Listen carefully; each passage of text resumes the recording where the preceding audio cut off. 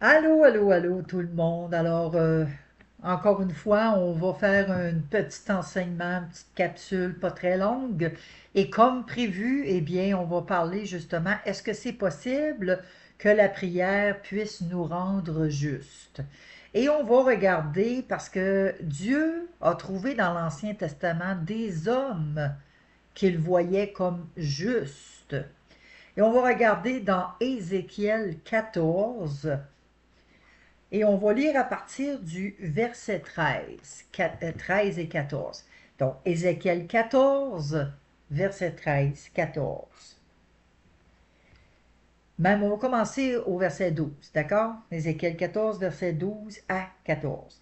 La parole de l'Éternel me fut adressée en ces mots. Fils de l'homme, lorsqu'un pays pécherait contre moi, ça c'est l'Éternel qui dit, en se livrant à l'infidélité, et que j'étendrai ma main sur lui, si je brisais pour lui le bâton du pain, si je lui envoyais la famine, si j'en exterminais les hommes et les bêtes, et qu'il y eut au milieu de lui ces trois hommes, Noé, Daniel et Job, ils sauveraient leur âme par leur justice, dit le Seigneur l'Éternel. Donc, si au milieu d'un peuple, Dieu rencontrerait des hommes justes, comme Noé, Daniel et Job, ils sauveraient leur âme par leur justice, dit le Seigneur l'Éternel. Il n'exterminerait pas le peuple. Daniel, on va aller voir Daniel chapitre 6. Daniel 6, verset 10, 11.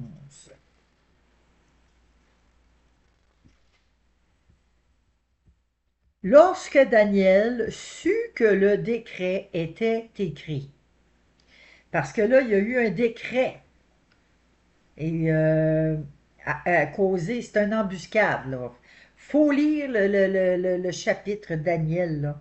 Donc, quand vous allez le lire, vous allez voir, là. Lorsque Daniel sut que le décret était écrit, il se retira dans sa maison, où les fenêtres de la chambre supérieure étaient ouvertes dans la direction de Jérusalem. Et 3 fois par jour, il se mettait à genoux, il priait et il louait son Dieu comme il le faisait auparavant. Alors ces hommes entrèrent tumultueusement, et ils trouvèrent Daniel qui priait et invoquait son Dieu. Ces hommes-là, c'est eux qui ont demandé au roi de faire un décret là, pour piéger Daniel. Donc, il priait et invoquait son Dieu. Puis, ils se présentèrent devant le roi et lui dirent au sujet de la défense royale, n'as-tu pas écrit une défense portant que quiconque dans l'espace de 30 jours adresserait des prières à quelque dieu ou à quelque homme, excepté à toi, ô roi, serait jeté dans la fosse aux lions? T'as pas fait un décret comme ça, toi?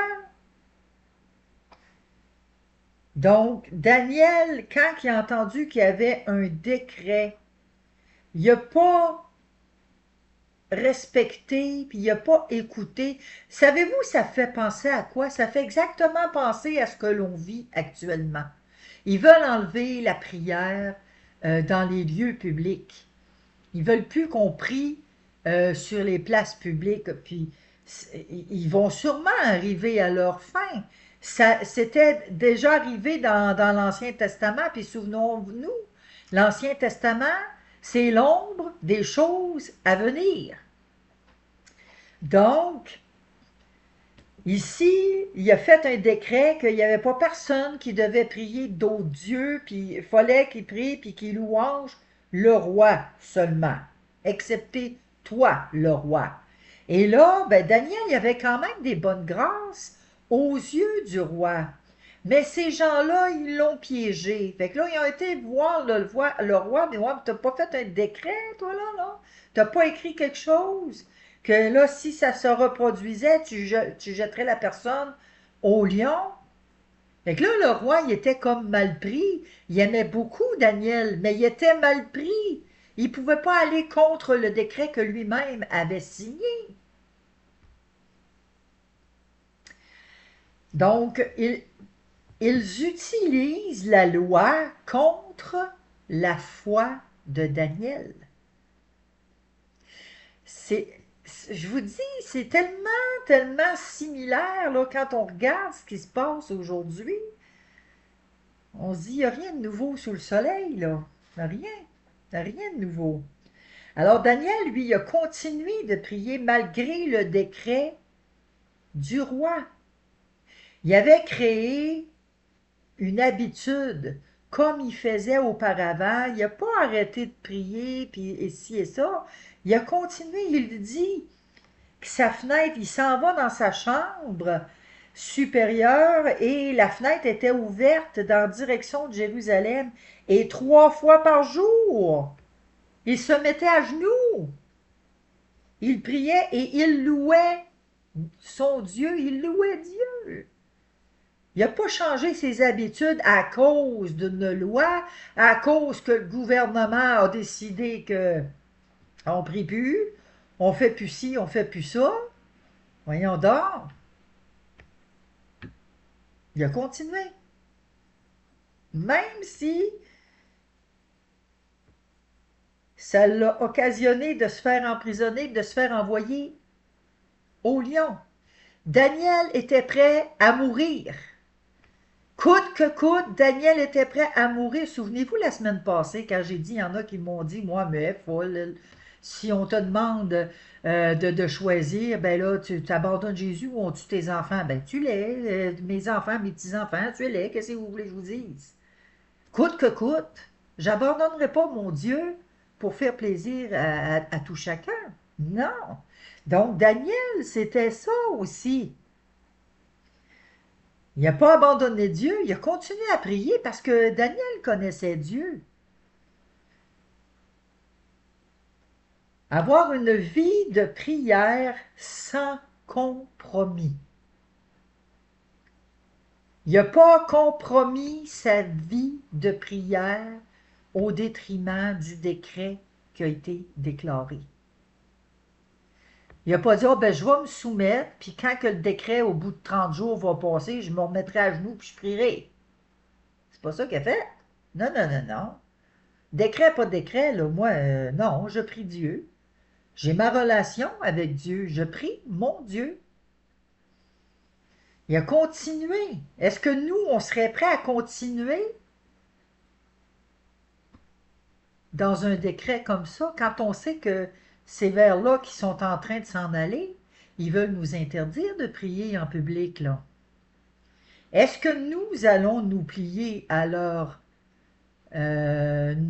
loi, leur décret qu'ils vont voter? Est-ce qu'on va se plier à ça?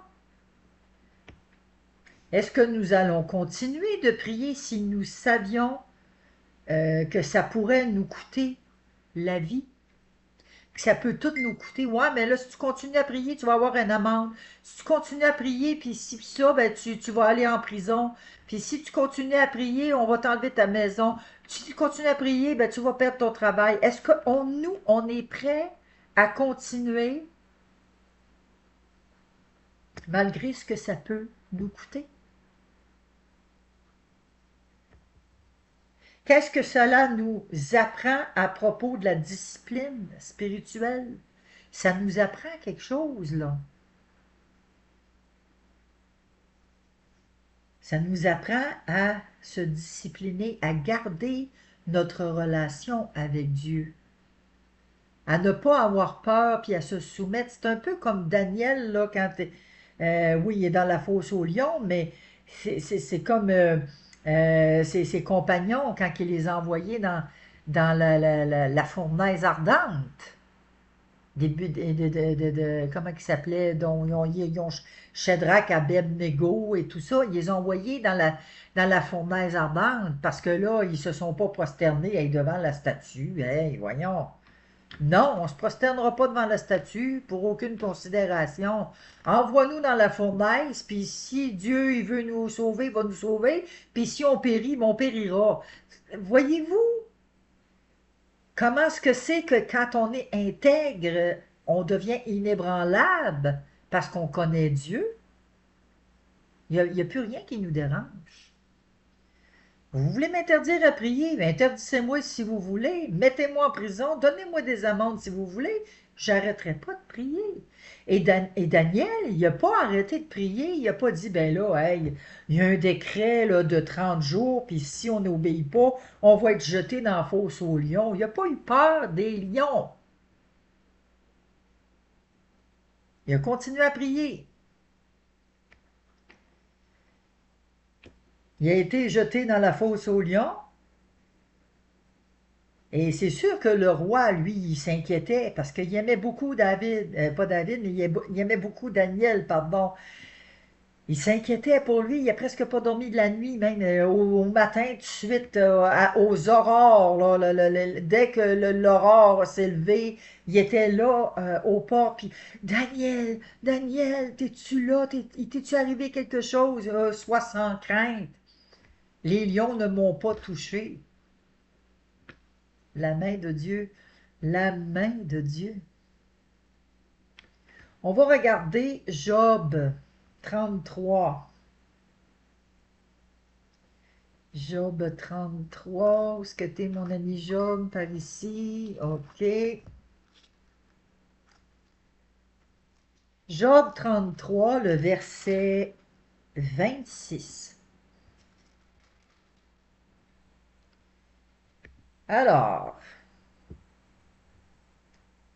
il adresse à Dieu sa prière et Dieu lui est propice, lui laisse voir sa face avec joie et lui rend son innocence. Quelqu'un qui prie à Dieu et trouve grâce à ses yeux, Dieu va le rétablir dans son état de justice. Je répète, quand quelqu'un prie à Dieu et trouve grâce aux yeux de Dieu en prière, Dieu va rétablir son état dans la justice. Va rétablir. Donc, comment est-ce que la prière peut nous rendre justes? C'est si on trouve grâce aux yeux de Dieu dans la prière. Pardon. Considérons-nous les épreuves comme des punitions. Souvent, il y en a qui disent, ah ben, il m'est arrivé telle chose, ben là, c'est une punition parce que tu as désobéi, puis tu as été, je sais pas moi, négligent, ou, ah ben, t'as pas écouté, etc. Fait que, des fois, on a des épreuves, puis on pense que c'est Dieu qui nous punit. Souvent, c'est ça qu'on pense. Est-ce qu'on considère les épreuves comme des punitions? Parce que si c'est le cas, exemple, comme Daniel, c'est toute une épreuve, là. C'est toute une épreuve qu'il y avait. Ben là, c'est ça, on peut pas, ben là, ça doit être une punition, là. Je dois pas avoir fait telle affaire, telle affaire. Il voit les circonstances de la vie comme étant une punition. Daniel, il n'a pas vu ça du tout comme une punition, au contraire. Pas du tout. Pour lui, il a continué à avoir ses habitudes et à prier. Et on a vu la main de Dieu sur la vie de Daniel parce que Dieu l'a épargné. Il a fermé la bouche des lions. Il n'a pas permis que les lions mangent Daniel pour montrer que le décret que le roi avait fait à cause des hommes qui étaient jaloux puis qui voulaient piéger Daniel. Montrer sa puissance, montrer qu'il est le Dieu tout-puissant, qu'on n'a pas à se plier aux exigences du monde, aux lois ou aux règlements qui sont contre la volonté de Dieu. Oui, on doit être obéissant, comme la parole de Dieu le dit, mais attention, on ne peut pas obéir puis tout faire à l'aveuglette. On ne doit pas être aveugle non plus. On doit obéir, mais en autant que ça ne va pas à l'encontre de la parole de Dieu, que ça ne va pas à l'encontre de notre relation avec Dieu. Dieu demande de prier sans cesse. Le gouvernement va arriver, va dire, ben c'est fini, on arrête de prier, il n'y a plus de prière dans les lieux publics, vous arrêtez ça. On va arrêter parce que le gouvernement a décrété ça. Ah ben là, il faut respecter les lois, il faut respecter notre gouvernement. Hein? Je pense qu'il faut revoir c'est quoi exactement, puis faut faire la volonté de Dieu. Dieu dit de prier sans cesse. C'est pas dur à comprendre. C'est clair. Donc, on va considérer les épreuves comme des punitions. Hmm. On doit vraiment chercher la face de Dieu dans tout ça. 1 Pierre 5. 1 Pierre 5, versets 6 à 7. Humiliez-vous donc sous la puissante main de Dieu afin qu'il vous élève au temps convenable, comme il l'a fait pour Daniel. Daniel s'est humilié. Daniel est allé chercher la face de Dieu malgré le décret. Il s'est humilié et Dieu l'a élevé. Et déchargez-vous sur lui de tous vos soucis, car lui-même prend soin de vous. Soyez sobre, veillez, votre adversaire, le diable, rôde comme un lion rugissant, cherchant qui il dévorera. Hein? Alors, excusez, j'ai parti pour éternuer. Donc, Dieu prend soin de nos soucis. Déchargeons-nous sur lui de tous nos soucis.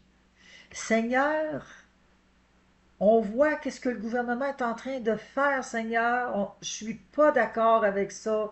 Mais Seigneur, toi, tu sais où est-ce qu'on s'en va.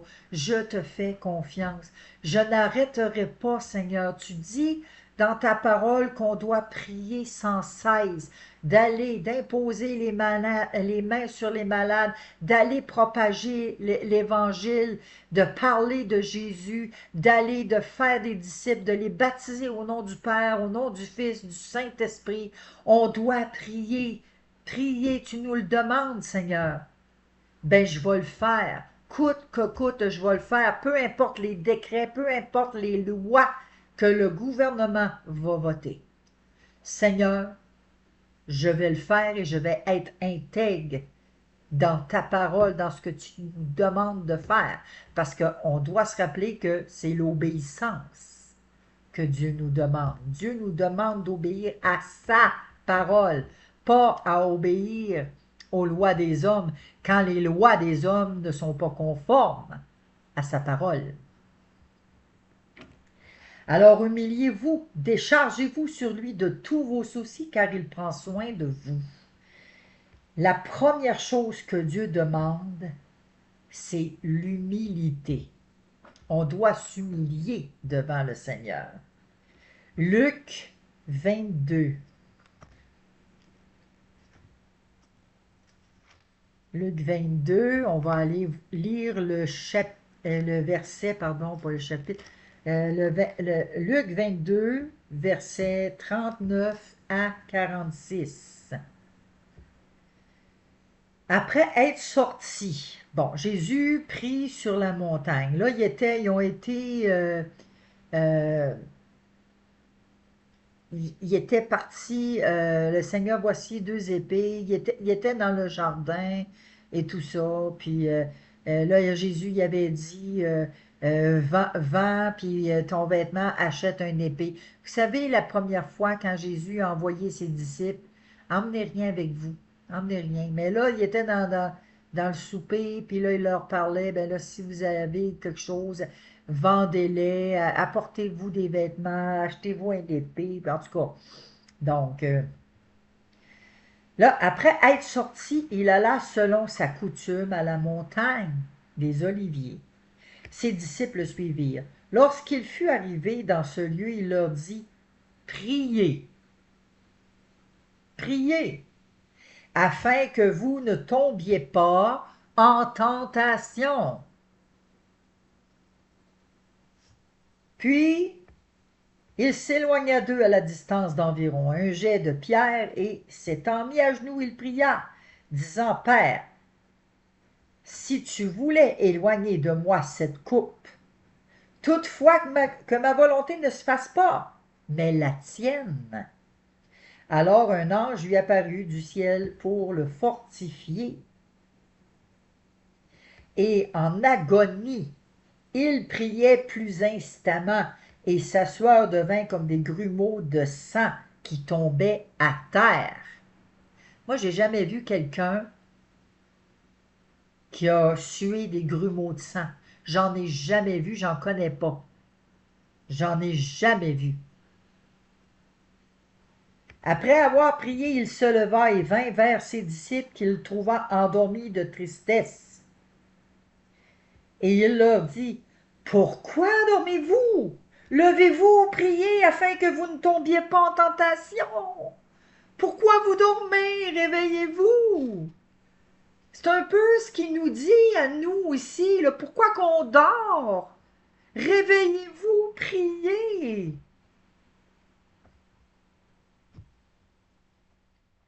Jésus a transpiré des gouttes de sang, il était bouleversé, mais il était soumis à la volonté de Dieu. La prière, c'est sûr que ça n'a pas changé la situation.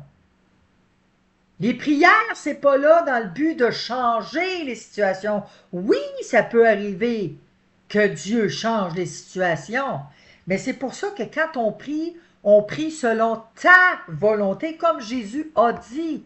Jésus a dit toutefois, il dit, il faut que je vous le relise, vous allez voir Jésus, qu'est-ce qu'il a dit.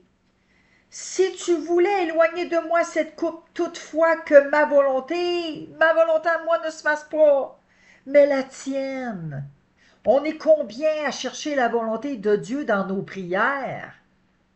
On prie, on prie, on prie, on prie, on prie, on prie, puis on pense que Dieu va changer les situations selon notre volonté.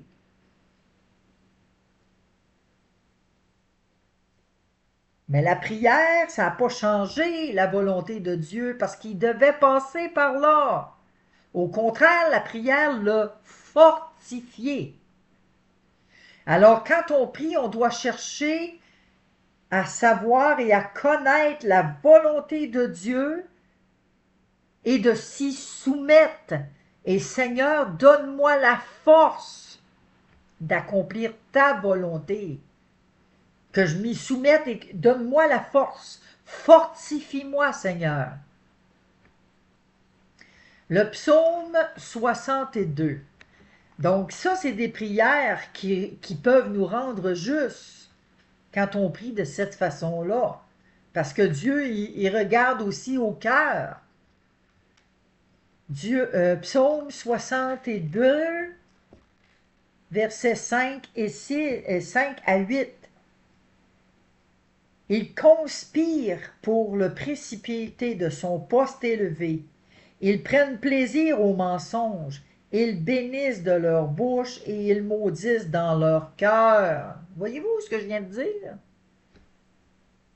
Oui, mon âme, confie-toi en Dieu, car de lui vient mon espérance. Oui, c'est lui qui est mon rocher et mon salut, ma haute retraite. Je ne chancellerai pas. Sur Dieu repose mon salut et ma gloire, le rocher de ma force.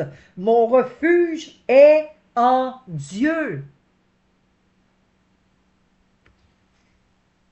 Peu importe qu'est-ce qui va se passer, peu importe les épreuves, peu importe les circonstances, on doit s'accrocher. Dieu est notre salut, il est notre rocher. Sur Dieu repose mon salut et ma gloire. Le rocher de ma force, mon refuge est en Dieu. Peu importe les épreuves, peu importe les décrets, les lois, peu importe ce qu'on peut essayer de me faire, de m'obliger à accepter. On se confie et on se réfugie en Dieu. Il est notre secours. Il ne nous abandonnera pas. Et si on meurt, on gagne quelque chose. Pourquoi qu'on aurait à craindre la mort? Si Dieu, exemple, exauce pas nos prières, ben là, Seigneur, excusez, Seigneur, arrêtons de prier comme étant des bébés, mais prions en connaissant le cœur de Dieu, en connaissant la volonté de Dieu. Père, oui, c'est ta volonté, que ta volonté se fasse. Moi, mon cœur, mon désir, ma volonté à moi, Seigneur, c'est pas ça que je veux faire.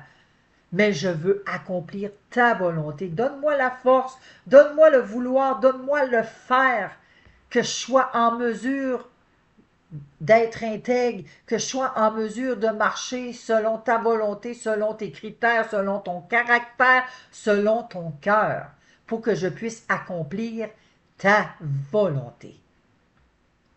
Ça, c'est des prières qui vont plaire aux yeux de Dieu. C'est des prières que Dieu va agréer. Elles nous rendent justes. C'est des prières qui sont justes. Si Dieu devait dresser une liste de personnes,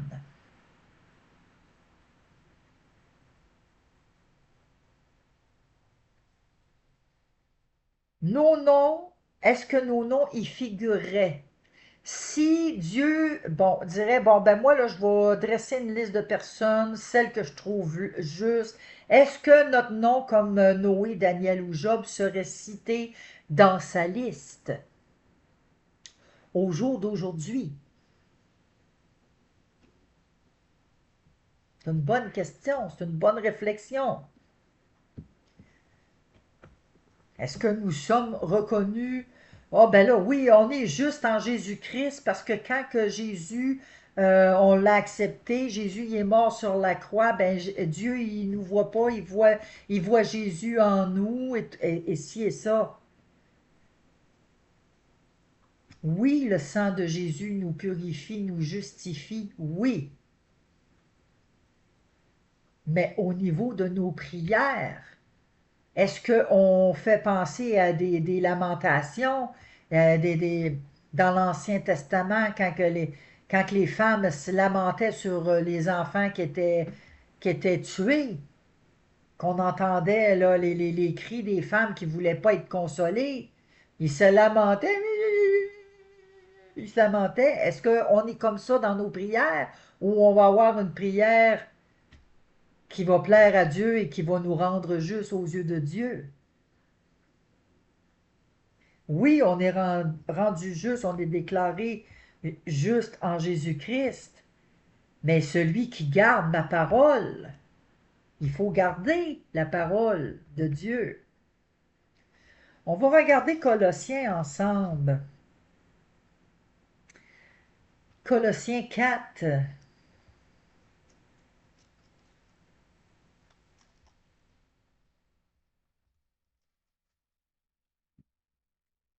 Euh, bon, Colossiens 4. On va lire 2 à 12, OK? Persévérer dans la prière. Peu importe les décrets, peu importe les lois gouvernementales, persévérer dans la prière. Veillez-y avec action de grâce. Priez en même temps pour nous, afin que Dieu nous ouvre une porte pour la parole, en sorte que je puisse annoncer le mystère de Christ, pour lequel je suis dans les chaînes, et le faire connaître comme je dois en parler. Conduisez-vous avec sagesse envers ceux du dehors, et rachetez le temps. Que votre parole soit toujours accompagnée de grâce, assaisonnée de sel, afin que vous sachiez comment il faut répondre à chacun. Tychique, le bien-aimé frère et fidèle ministre, mon compagnon de service dans le Seigneur, vous communiquera tout ce qui me concerne. Je l'envoie exprès vers vous pour que vous connaissiez notre situation et pour qu'il console vos cœurs. Je l'envoie avec Onésime, le fidèle et bien-aimé frère, qui est des vôtres. Ils vous informeront de tout ce qui se passe ici. Aristarque, mon compagnon de captivité, vous salue, ainsi que Marc, le cousin de Barnabas, au sujet duquel vous avez reçu des ordres. S'il va chez vous, accueillez-le.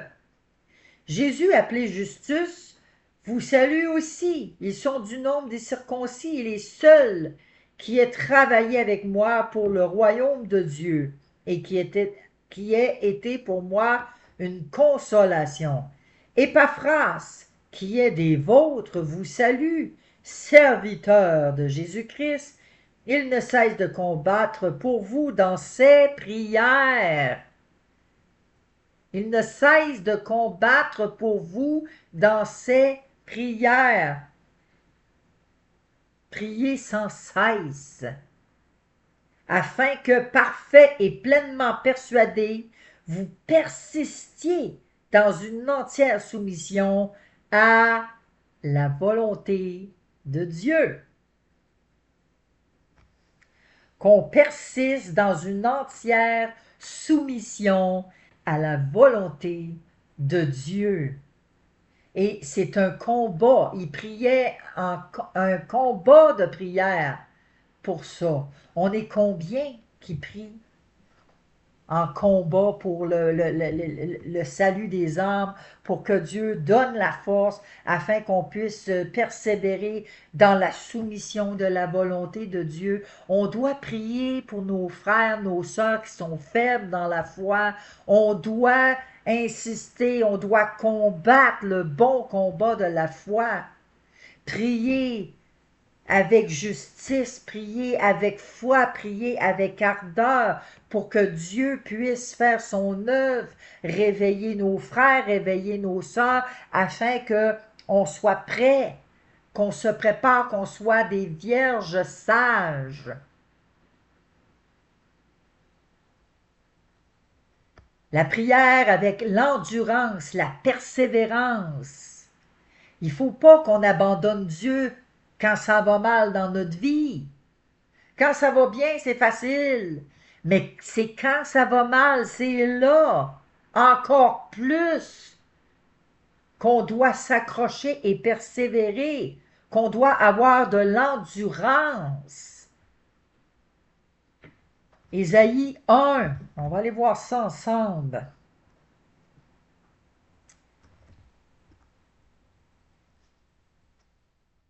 Oups. Ésaïe 1, versets 2, 3. Cieux, écoutez, terre, prête l'oreille, car l'Éternel parle. J'ai nourri et élevé les enfants, mais ils se sont révoltés contre moi. Le bœuf connaît son possesseur, et l'âne la crèche de son maître. Israël ne connaît rien. Mon peuple n'a point d'intelligence. C'est à nous qui parle, là. Mon peuple n'a point d'intelligence. Le peuple de Dieu. Nous sommes le peuple de Dieu. Verset 13, 14 du même chapitre. Cessez d'apporter de vaines offrandes. J'ai en horreur l'encens, les nouvelles lunes, les sabbats et les assemblées. Je ne puis voir le crime s'associer aux solennités. Mon âme hait vos nouvelles lunes et vos fêtes. Elles me sont en charge.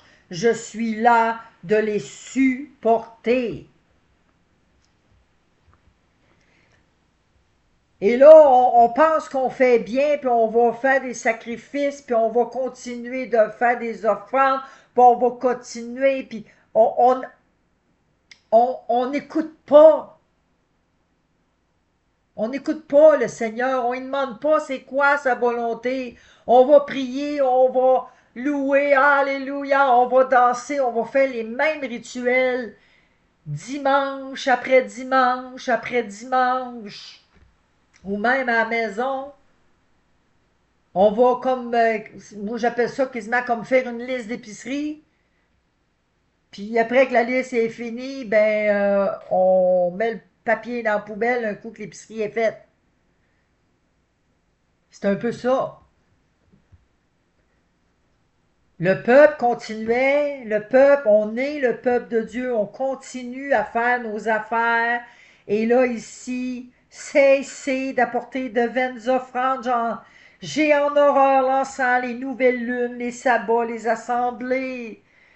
Je ne puis voir le crime s'associer aux solennités. On est tout mêlé, on mélange tout dans l'Église. Le monde est rendu dans l'Église. Si on va un petit peu plus haut, versets 10, 12, écoutez la parole de l'Éternel, chef de Sodome. Prête l'oreille à la loi de notre Dieu. Sodome, en passant, là, c'est le péché, c'est la ville de péché, Sodome. On est dans le péché, on pêche. Prête l'oreille à la loi de notre Dieu, peuple de Gomorrhe. Sodome et Gomorrhe. Qu'ai-je à faire de la multitude de vos sacrifices, dit l'Éternel? Je suis rassasié des holocaustes de béliers et de la graisse des veaux. Je ne prends point plaisir au sang des taureaux, des brebis et des boucs. Quand vous venez vous présenter devant moi, qui vous demande de souiller mes parvis. Donc, on se présente devant Dieu, on n'est même pas révérencieux. On se présente de Dieu, Dieu nous demande d'être dans l'humilité. Dieu, il est rassasié de ça. Il n'y a pas besoin de quelqu'un qui est hautain pour se présenter devant lui. Dieu, il veut qu'on arrive devant lui puis qu'on s'humilie devant sa face. Ce que la plupart des gens, des chrétiens, ne font pas.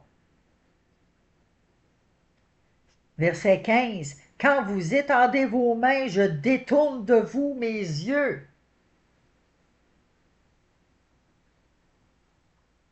Quand vous multipliez les prières, je n'écoute pas, vos mains sont pleines de sang. Dieu n'écoute pas, il détourne les yeux il n'écoute pas nos prières. Quand on prie pas de la bonne façon, qu'on prie puis qu'on se lamente, là je parle pas de répandre notre cœur devant l'Éternel, c'est pas pareil. Mais il y a des prières qui doivent se faire et qui doivent nous rendre justice. Dieu n'écoute pas, il détourne les yeux, le peuple ne prend pas le temps de connaître la volonté de Dieu. On se présente devant Dieu, on fait nos requêtes de prière, puis un coup qu'on a fini, on l'écoute même pas, on veut même pas savoir de réponse. Après ça, ben, on dit, ben Dieu me parle pas. J'aimerais ça connaître la volonté de Dieu, mais on prend pas le temps de se la fermer, d'être à l'écoute. Vous savez, on a commencé à développer ça à notre réunion de prière, de prendre un temps de silence pour inviter le Seigneur justement à nous parler. On veut entendre ce que le Seigneur a à nous dire. Et je vous dis que on est surpris des fois de voir qu'est-ce qui sort de notre bouche. Wow! Vraiment. Puis merci Seigneur qu'on prenne ce temps-là. C'est une habitude à prendre, d'apprendre à écouter qu'est-ce que le Seigneur a à nous dire. Pas rentrer en prière. Oui, prier sans cesse. Oui, mais il y a un temps d'écoute aussi. Un temps à écouter. Gloire à Dieu. Donc, Apocalypse 19.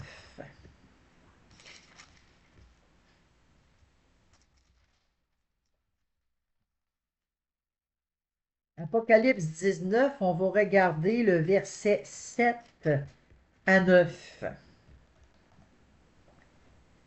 Réjouissons-nous et soyons dans l'allégresse et donnons-lui gloire, car les noces de l'agneau sont venues et son épouse s'est préparée. Son épouse, c'est nous. Alors réjouissons-nous, on se prépare, là. On est en train de se préparer. Ça parle de nous ici, là. Donc, jusqu'à 9. Et il lui a été donné de se revêtir d'un fin lin éclatant pur, car le fin lin, ce sont les œuvres justes des saints. Et l'ange me dit, écrit, heureux ceux qui sont appelés au festin des noces de l'agneau. Et il me dit, ces paroles sont les véritables paroles de Dieu. Amen. Un banquet de noces.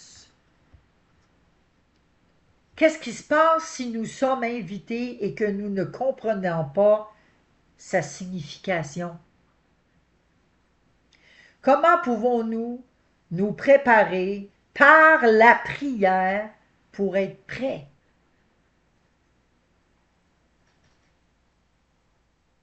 On doit se préparer en prière. Comment? Comment faire pour se préparer, pour être prêt?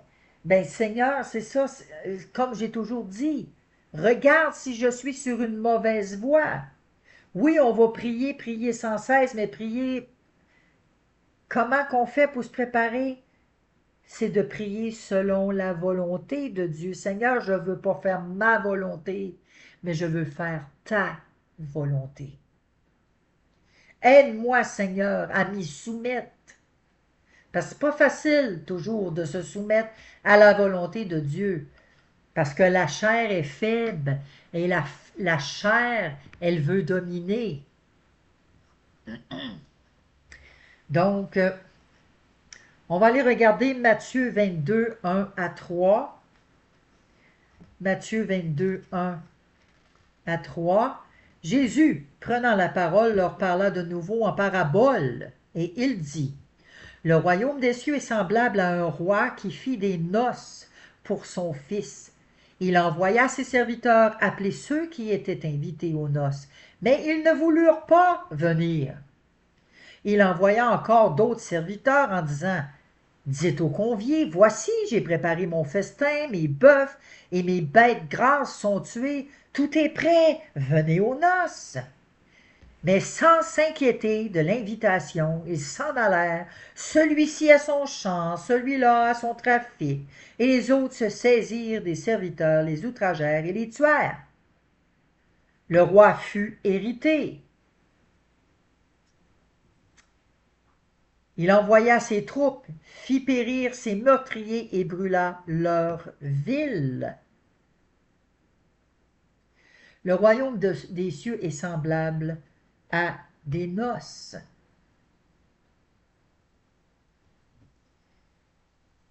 11 à 14. Le roi rentra pour voir ceux qui étaient à table, et il aperçut là un homme qui n'avait pas revêtu un habit de noces. Et lui dit, mon ami, comment es-tu entré ici sans avoir un habit de noces? Cet homme eut la bouche fermée. Alors le roi dit au serviteur, liez-le-lui, liez-lui les mains et les pieds, et jetez-le dans les ténèbres du dehors, où il y aura des pleurs, des grincements de dents, car il y a beaucoup d'appelés, mais peu d'élus. Si le roi y a vu cet homme, c'est parce qu'il n'y avait pas d'habit.